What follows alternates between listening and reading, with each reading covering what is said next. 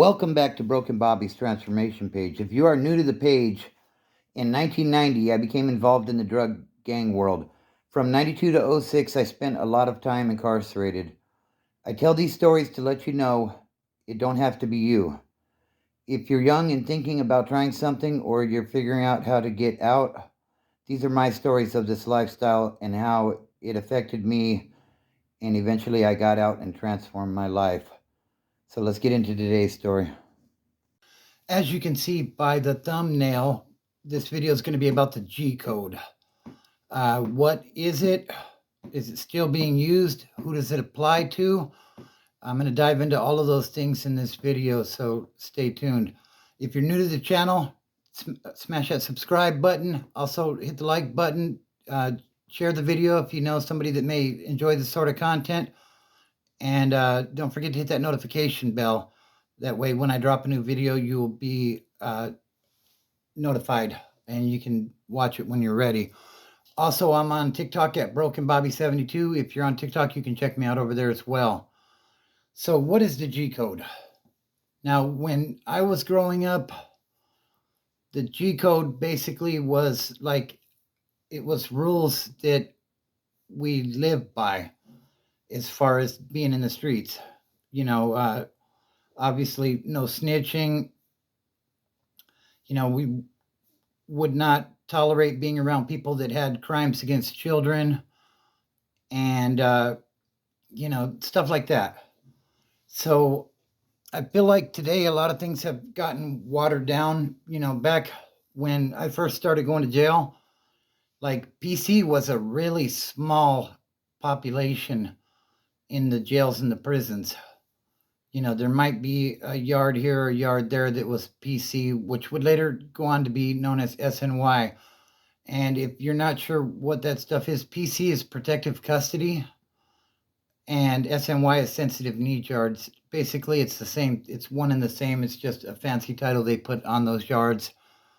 And typically back in my day, if you were on one of those yards, you had funny charges, you know, those R charges or crimes against children. And there's no way you would walk the main line with those kind of charges. So they would put you on your own yard over there. And then eventually the gangs, they started new gangs on that side. And that's, you know, a whole nother thing. But now another rule was if you ran into somebody that you had beef with and they were with, you know, their lady and their children or maybe their mom, like that was an automatic pass.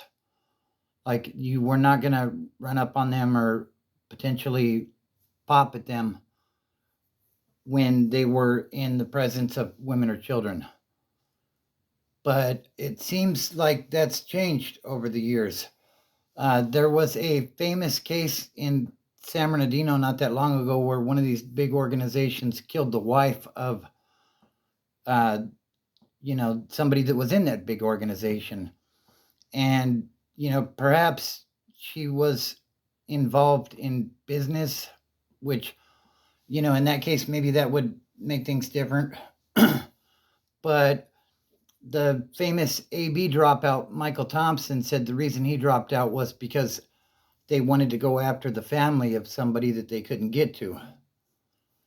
Now, I don't know. Personally, I think that guy's full of shit. But, you know, I don't know. I mean, is that the case? Have there been changes to the G code? I don't know. You know, I mean, when I was out there running and gunning in the streets, basically you knew that if you got busted, you were going to take the fall. And, you know, that's all there was to it. Now I hear like San Bernardino saturated with SNY gang members. Like I would have never imagined that happening back in the days when I was out there running the streets. But from, you know, all reports, sounds like the SNY side is getting just as big as the GP side, if not bigger. That's why the CDC is trying to integrate a lot of these yards and make them into 50-50 yards or non-designated yards. And if you don't know what that means, it's it's not general population, it's not SNY, they're going to stick whoever they feel like sticking there and see what happens, basically. Now I've heard they've had some success on the lower level yards on a lot of the ones and twos.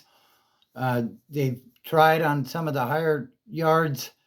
I heard they were bringing in bulldogs and sending them out to the yard like 10 at a time.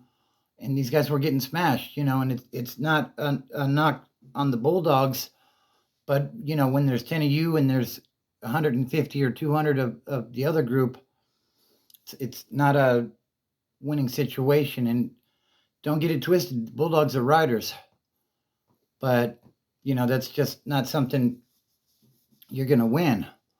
Yards, if you get sent to a non-designated yard, you basically have like 72 hours to get off that yard. And if you stay in program there, eventually you end up on another yard, they're going to stab you. It's not acceptable. You get there, you need to find somebody and just take off on them and stay on them until the guard comes and pulls you off.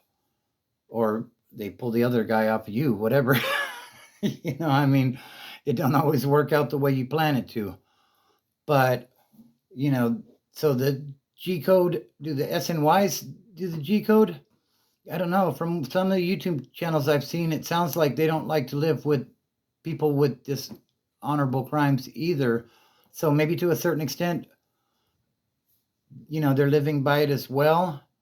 Now, I will say this, if you were, on the main line and putting in a lot of work and you ended up getting removed over something, not a dishonorable crime like one of those R charges or things with children, does that make you any less of a G than, when you were putting in work for these organizations?